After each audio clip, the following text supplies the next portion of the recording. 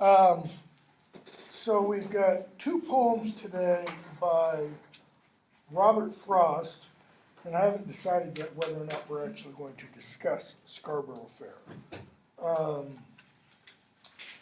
first Robert Frost, since we finished Ode on a Grecian Urn the other day, the first Robert Frost is on page 1091, The Road Not Taken. Now we've already done one Robert Frost, Acquainted with the Night, which is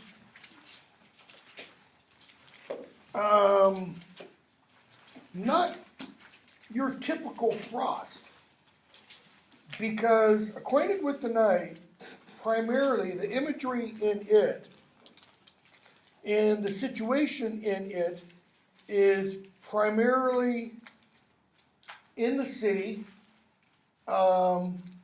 and other than the emphasis on night and rain, removed from nature. Most of Frost's poems emphasize nature in one way or another, either being out in nature or the individual's response to, call of nature, response to nature, that kind of thing. So let's look at this one, which you probably, maybe, I should say, read in high school. Road Not Taken. Two roads diverged in a yellow wood, and sorry I could not travel both and be one traveler. Long I stood and looked down one as far as I could to where it bent in the undergrowth. Then took the other as just as fair, and having perhaps the better claim, because it was grassy and wanted wear, though as for that the passing there had worn them really about the same. In both that morning equally lay in leaves no step had trodden black. Oh, I kept the first for another day. Yet knowing how way leads on to way, I doubted if I should ever come back. I shall be telling this with a sigh, somewhere ages and ages hence. Two roads diverged in a wood, and I took the one less traveled by. And that has made all the difference. And that second to the last phrase, I took the one less traveled by, or the title, The Road Not Taken. Since this poem was published, dozens of books, hundreds of articles have been written about this notion of taking the road less traveled. Okay? So, let's look at it, first of all, on a very surface level, a literal level, and talk about some of the images and some of the language and the ideas that the images and the language convey. So look at that first stanza. Two roads diverged in a yellow wood, and sorry I could not travel both and be one traveler. Long I stood and looked down one as far as I could to where it bent in the undergrowth. So what are we told in that first stanza? What's the speaker doing? Because it's kind of beginning like a narrative poem. It's going to tell us a story. So what's the story at the beginning? It's a guy coming up on a crossroads? Or somebody comes up. He's walking, notice where? He's not one in the city. He's not walking down the saddest city lane like in Acquainted with the Night. He's out in the woods, okay? And he's walking, and what happens? The road forks. Two roads diverge. By saying they diverge, they start from one point and go off like that. Okay? Where do the two roads do this? In a yellow wood. Okay? What time of year is it? Autumn, fall. That's why the wood is yellow. Sorry I could not travel both and be one traveler. Why? Why couldn't he travel both? He's one man. Stupid question. Okay? He can't, and go. So he did what?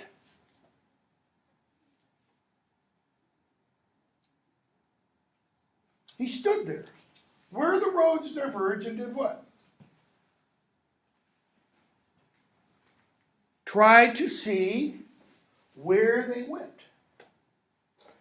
I looked down one as far as I could to where it bent in the undergrowth, to where the bushes obscure the vision of where the road leads to. Then took the other, second stanza, just as fair. Just as fair, meaning he takes one road, but it is equally as fair as the other one. So he doesn't take this road because it looks better, because it looks nicer, because it looks easier. He just decides to take that road. And having perhaps the better claim, because it was grassy and wanted wear. That is, the road he takes looks like what? What does it mean, grassy and wanted wear? Wanted doesn't mean desired. It means lacked. So the road he goes on, initially in his description, the speaker says, looked like it was what? Second to the last line. Less traveled. How do you know? Have you ever been out hiking in the woods and you see one path that you can tell thousands of people have been on? And then there's another one and it's grassier, or the branches of low-lying brush have started to grow over it. Why? Because people don't take that one as often. So, even though he said they're both as fair, that is, they are equally fair, this one looks like not as many people go down. And then we get the last two lines of that stanza. Though, as for that, the passing there had warned him really about the same. That is, it's grassy, it wanted wear, that is, it lacked wear, but it looks like they were both equally about worn. And both that morning equally lay. In leaves no step had trodden black. That is, the speaker is what that morning? First person on the trail. Nobody else has been there. I kept the first for another day. How? What is the speaker telling us? The speaker decided that morning. By the way, time frame. When is the speaker telling us this incident? Looking back on it. Okay? The speaker is looking back on this morning walk, if you want. So, I kept the first for another day. What does that imply? Come back. And do what? Walk the other way. Go the other direction. Why? I wonder where this goes. Okay? I mean, if you've never been a backpacker or hiker, it's hard to imagine this. I've been backpacking at Yosemite several times and other places. My dad, my brother, and I, we'd be out, we'd have a map, we'd have an idea where we're going, and we'd go, let's go this way. Damn fools that we were, climbed 10,000 feet in one day. Okay? And then the next time we'd go back, we'd start, and then we'd go, let's not go that way, let's go this way and see what happens. So, I kept the first for another day. Yet, knowing how way leads on to way, I doubted if I should ever come back. So, I took this road, telling myself, I'll come back on another day and go this way. And yet, while walking down this road, what? I doubted I should ever come back. Why? Okay? Here's the road. It diverges this way, and it diverges this way. He takes one. We're not told which one. He just takes one. And what happens? How way leads on to way. Well, what does this one then do?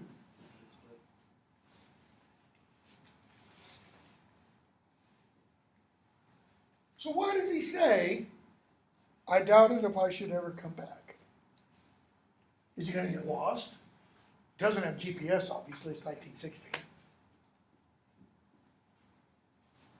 Doesn't that line tell us the speaker is not talking literally about going for a walk early one morning? I shall be telling this with a sigh. Shall be tells us what? What tense? Future. So, I'm going to be telling this with a sigh, somewhere ages and ages hence. Why with a sigh? What does a sigh imply? Happiness? Joy? So what's the opposite of happiness and joy? Sadness. Is it sadness? Is it regret? Does one have to be sad if one regrets something? Not necessarily. Okay? So I shall be telling this with a sigh, somewhere ages and ages hence. Why the somewhere? Why doesn't he know where he's going? Because the way we go to way, we go to way, we go to way. Two roads diverged in a wood, and I took the one less traveled by. Did he take the one that he knew the morning was less traveled by? No. How does he know it's the one less traveled by? Because I shall be telling this ages and ages hence. That is, way down in the future, I'm going to look back and go, I didn't go the same direction everybody else went. And what? And that has made all the difference. All what difference?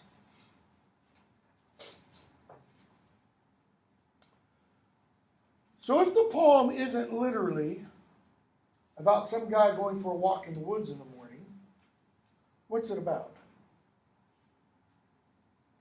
Why are there numerous books written about the road less traveled? M. Scott Peck, a psychologist from California, wrote a big, thick book titled The Road Less Traveled. What is that road? I used the example in here one day, I think it was in here, of, that one day when I was over at KUC and I was walking back to Peck Hall, and there was a guy going the same direction with me, and a bunch of students were leaving Peck Hall and going towards, and he was wearing this tutu, and like the crowd just, okay? He was taking the road less traveled. How so? Being different. Louder? Being different. Being different? What else? What does our society, not just today, back then even, maybe even more back then, really value? Louder. Conformity. Louder. Sameness. How do you know? Okay, that's the way it is. More than that. What happens to people who don't, quote unquote, conform? Abnormal, ridiculed, They get called abnormal? Louder. ridiculed, Ridiculed? They don't fit, right? How don't they fit? What is the purpose today? Well, let me back up. What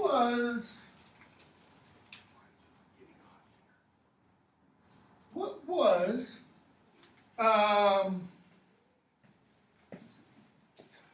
let's say 300 years ago. I don't know if you know the answer to this question, but I'll ask it anyways. No, let me go even farther back. Let's go back to Socrates' time. Sophocles. When Socrates founded, and Socrates and Plato founded the academy, back in ancient Greece. Essentially a university. What was the purpose of it? Anybody know?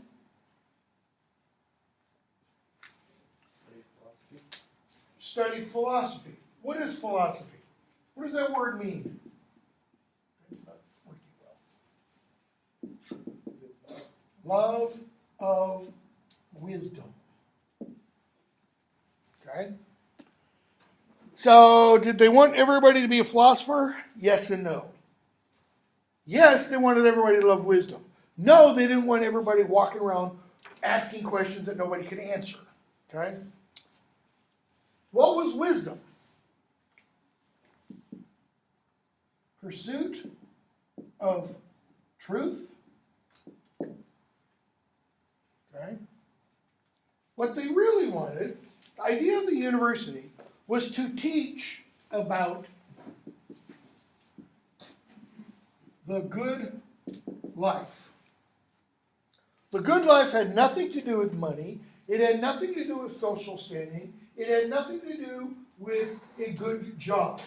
It had everything to do with being good.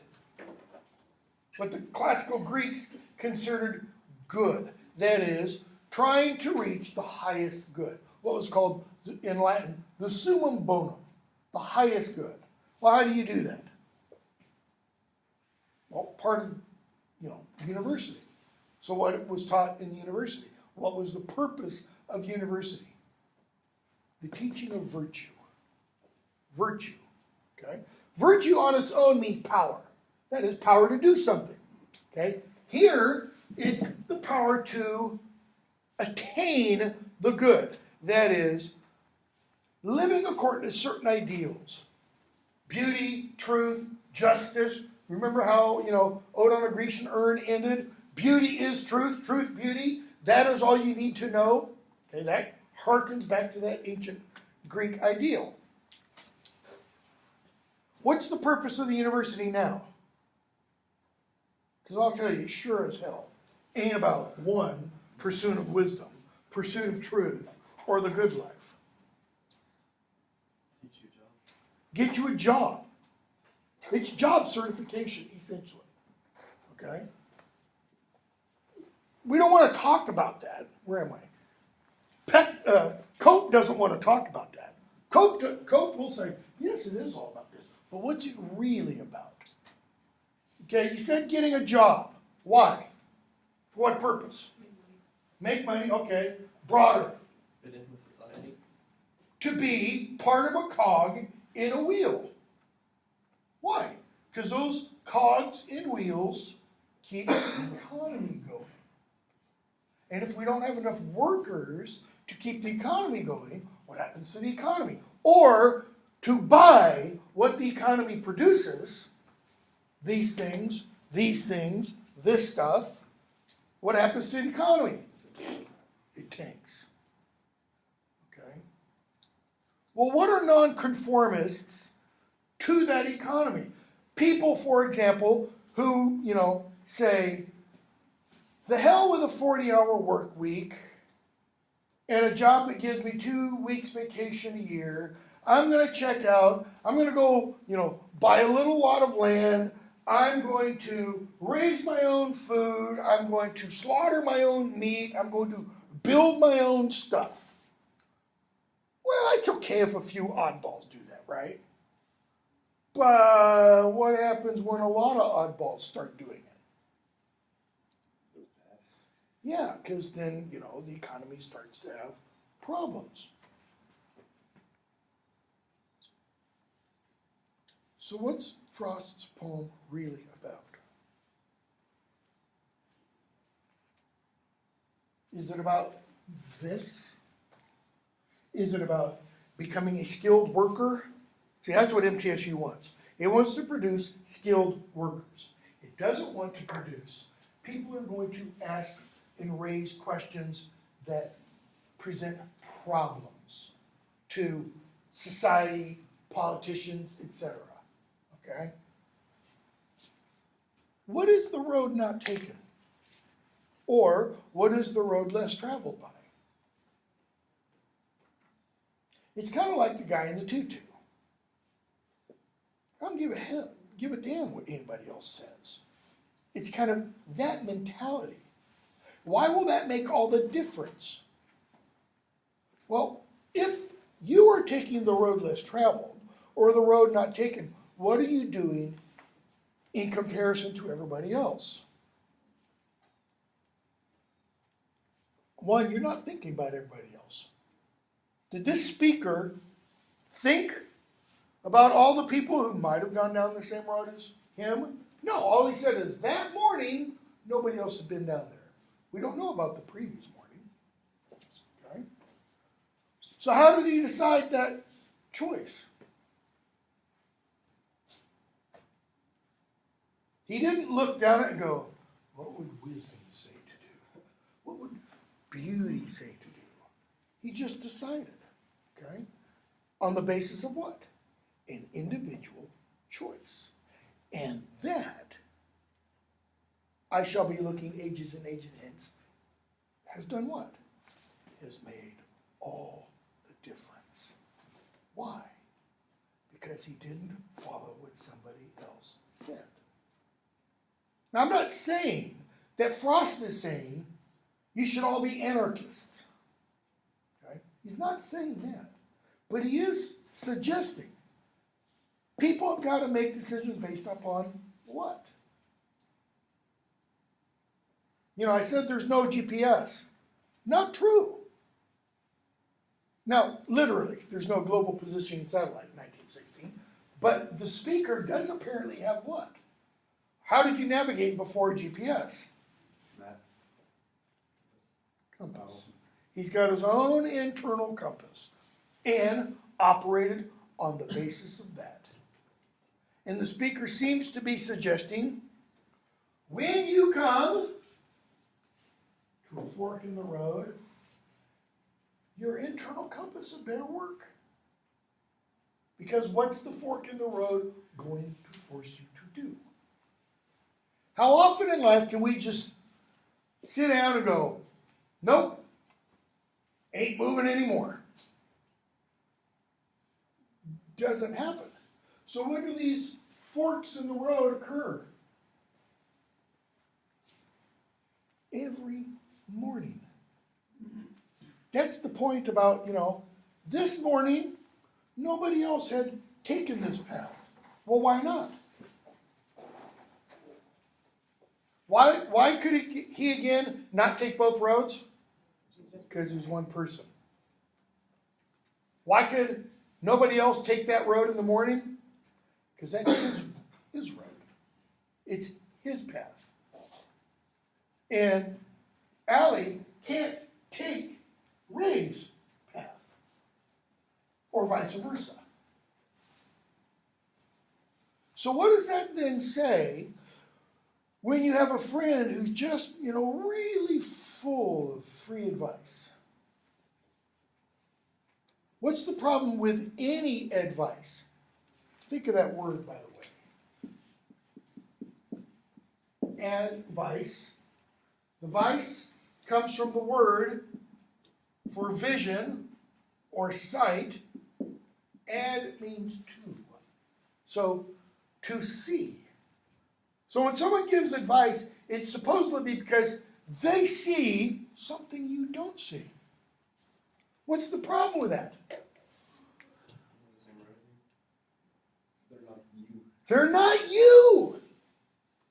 They can't see what you see. Why? They don't have your lenses. They don't have your background. They don't have your experience. They don't have your life history, your life journey, your all of these. Because you've been making all of these since what? Since the time you were old enough to make decisions. How many times are you going to go on through these and you're going to get here and you're going to go, damn, I shouldn't have made that decision back here. And what can you not do? Go back. You can't go back. Life isn't like mathematics, where you figure out your error and you go, well, that's simple. I just need to trace back, fix the problem, and then go forward. You make that decision, and what happens? You make the decision at this point to go this direction And what happens to this and all the future possible? Gone. And what happens from this point? You go on, and there's a whole infinitude of possibilities. And you make a decision, what happens? Gone. You have a new set of. That's why I shall be telling this with a sigh, somewhere ages and ages hence. Why? Because when you think of do not go gentle into that good night, grave men look back and they see what? They see their lives. Okay? And the speaker seems to be saying, ages and ages hence, I'll be looking back and I'll be going, stupid, stupid, stupid, stupid, stupid, stupid, not so stupid, stupid, stupid, stupid. Okay, oh, fine. Stupid, stupid. Notice, for me, there can be a lot of stupid decisions, okay? And that has made all the difference. Now, go from there to, where is it?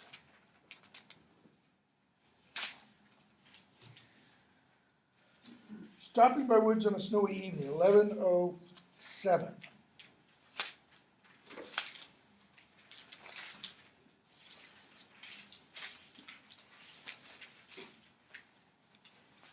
Just as you flip through, just look through the title of some of the poems. The Woodpile, After Apple Picking, Birches, An Old Man's Winter Night, The Oven Bird, Dust of Snow, Fire and Ice. Okay, all natural imagery. So, stopping by woods on a snowy evening. Whose woods these are, I think I know. His house is in the village, though. He will not see me stopping here to watch his woods fill up with snow. My little horse must think it queer to stop without a farmhouse near, between the woods and frozen lake, the darkest evening of the year. He gives his harness bells a shake, to ask if there is some mistake. The only other sounds the sweep of easy wind and downy flake. The woods are lovely, dark, and deep, but I have promises to keep, and miles to go before I sleep, and miles to go before I sleep. So, whose woods these are, I think I know. The person is in some woods. The woods are owned by somebody. But his house is in the village, though. The though tells us what? We're not in the village. He will not see me stopping here. See me stopping here to do what? So the person is going into or possibly through the woods, but then says, I'm going to stop. To do what? To watch his woods fill up with snow. What are the two most important words in there?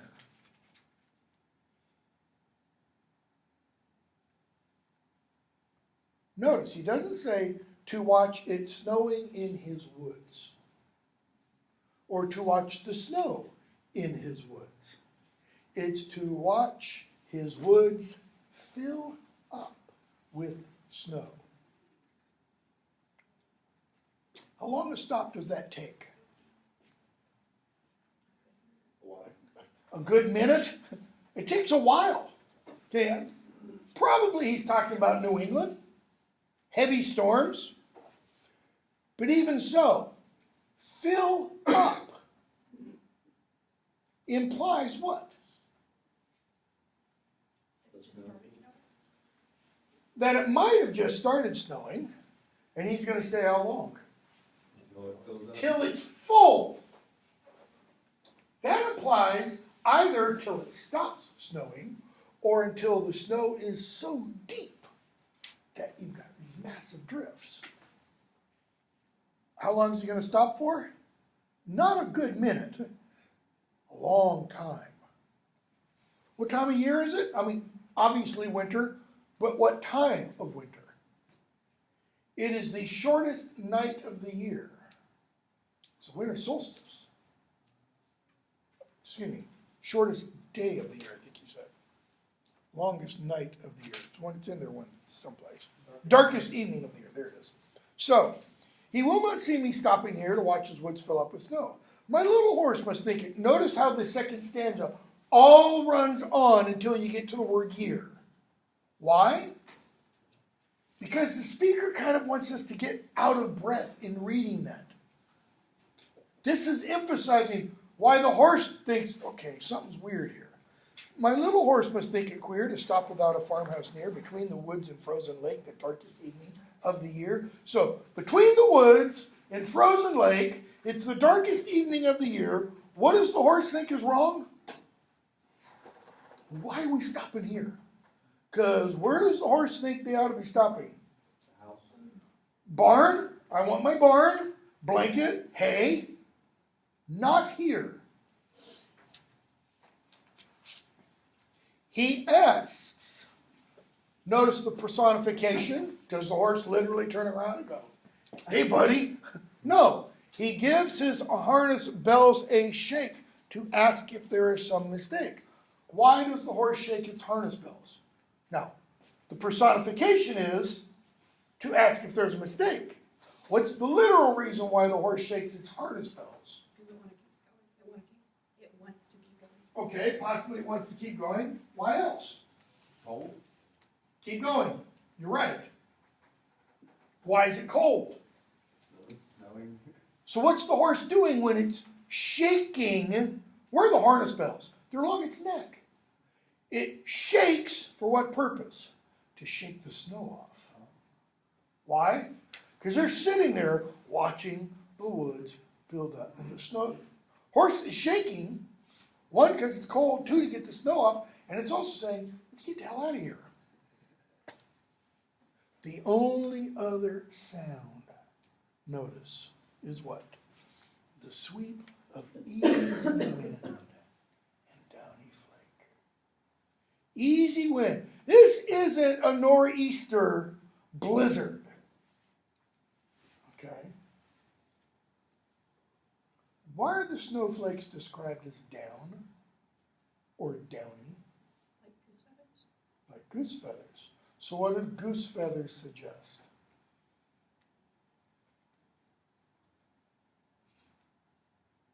Why do you sleep on a bed filled with down feathers? Or put on over you a down comforter? Soft. A down parka during winter is what? Warm.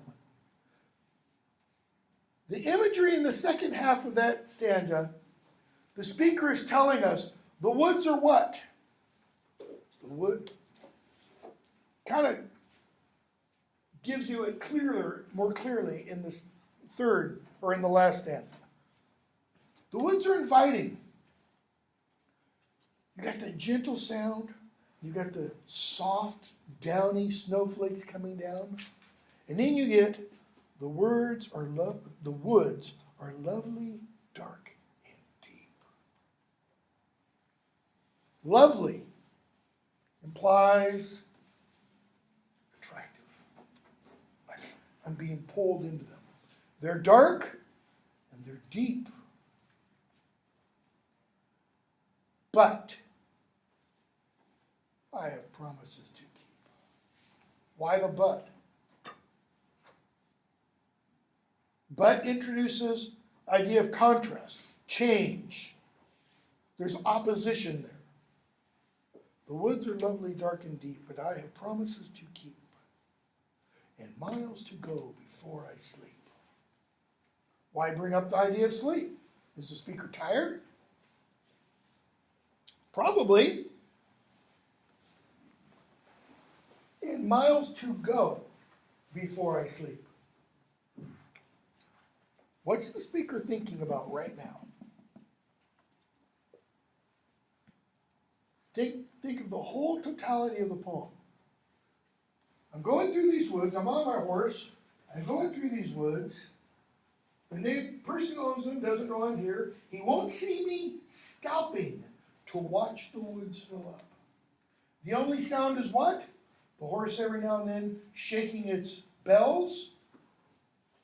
And what other sound? the gentle sweep of the wind and the downy flake. What kind of sounds are those? They're warm, they're inviting, they're enticing. It's almost like the wood is doing what to the speaker? Come in. For what purpose?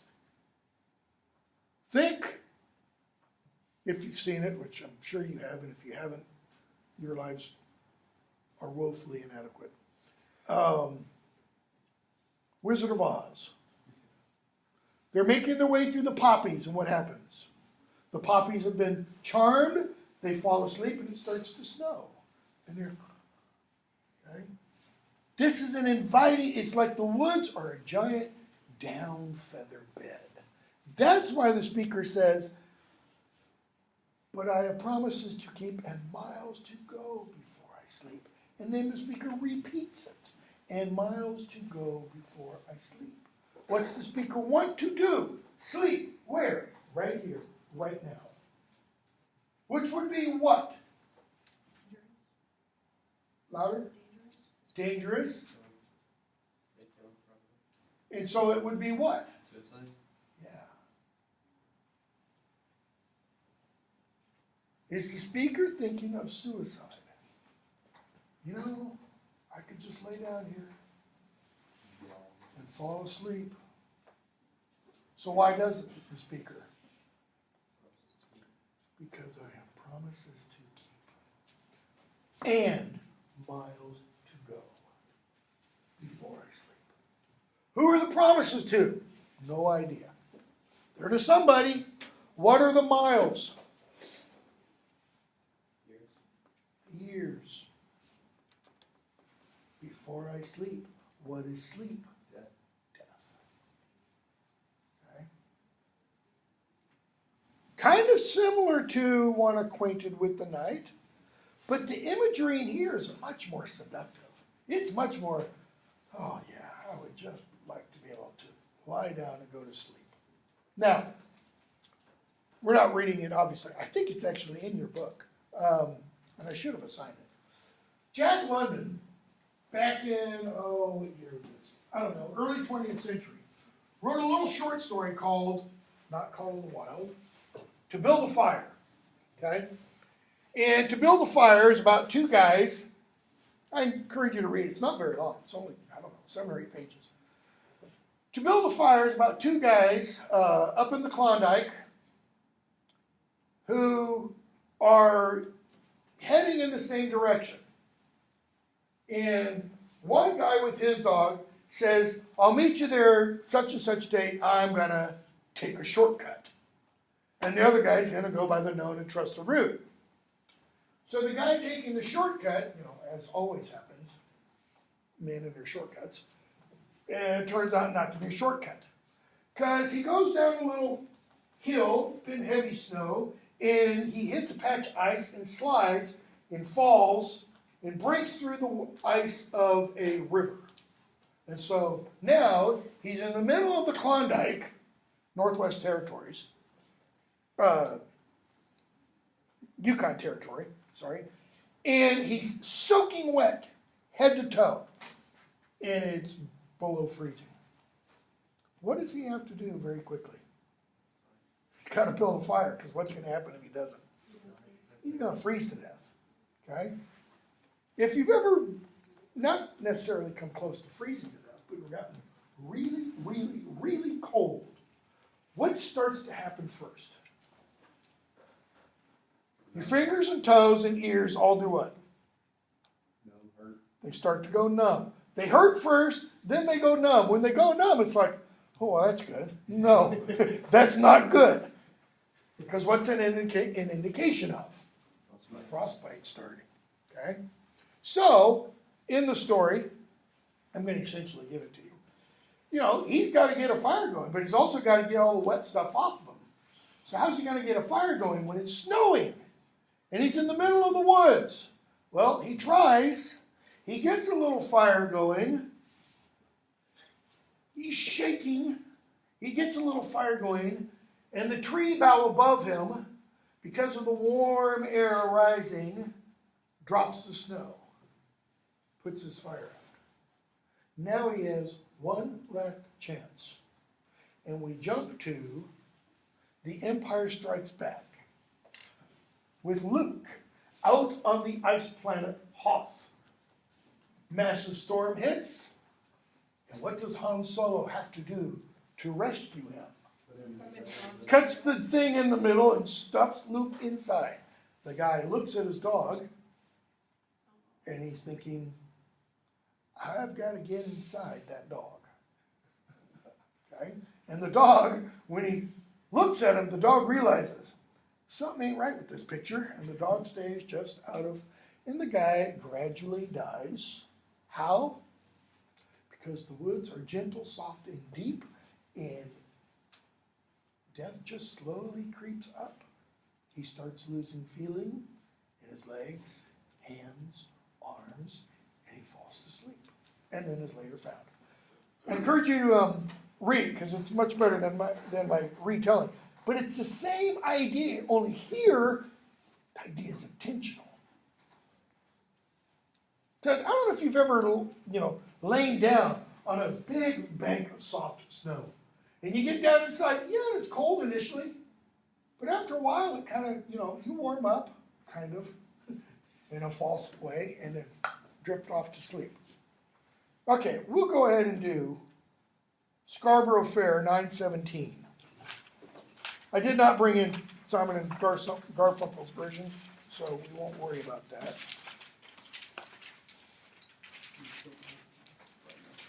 This is an old ballad.